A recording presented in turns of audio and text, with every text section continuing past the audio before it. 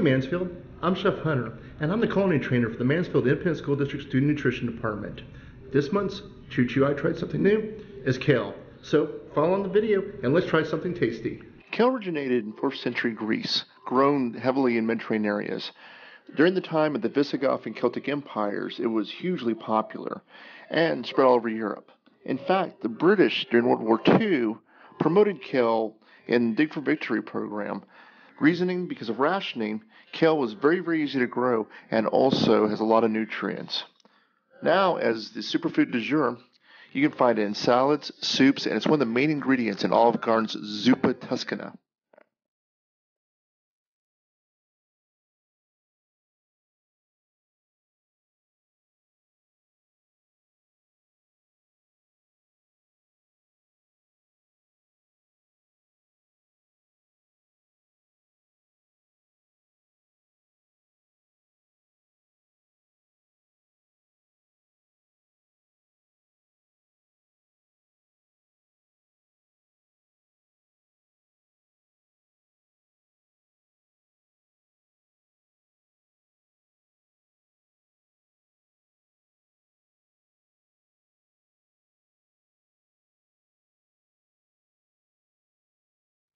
Alright, for this recipe, you're going to need to remove the kale from the stem.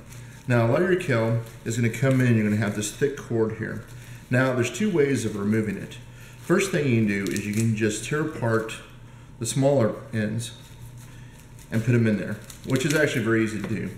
Now, if you're like some people I know and want it a little cleaner and a little quicker, you can just use your paring knife and cut along the stem end.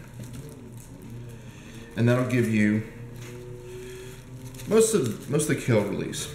And for your recipe, you're going to need it about 2 inches thick because you're looking for about a chip piece.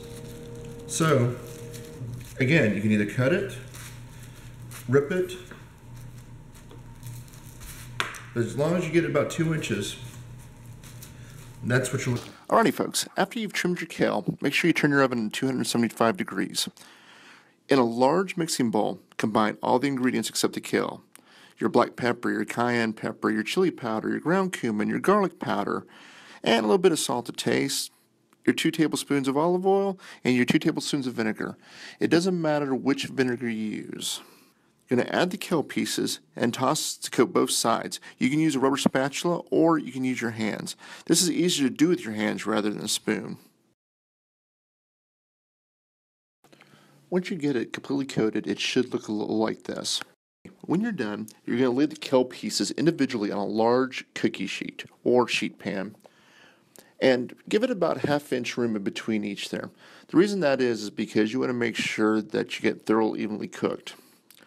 Now, once you get this process done, it should look a little something like this. Now remember, our oven's been preheated to 275 degrees. What you're going to do is you're going to bake for 10 minutes. And then you're going to turn them over and bake for another 10 minutes until crispy. That should be approximately 20 minutes. And this is how it should look. Very tasty. It goes great with a side of soup, serving as by itself, or maybe crunches salad. Now, if you have any questions on this recipe, if you go to our school menu for May, the recipe is there. One final note. Now, the recipe that we have in the calendar is a Southwestern Kale Chip. It's a little spicier. Now, the one we're going to do on the day of Choo Choo I Tried Something New, which is January 29th, is going to be a zesty kale chip. It's a little milder and a little friendlier to some taste. So, go ahead and enjoy.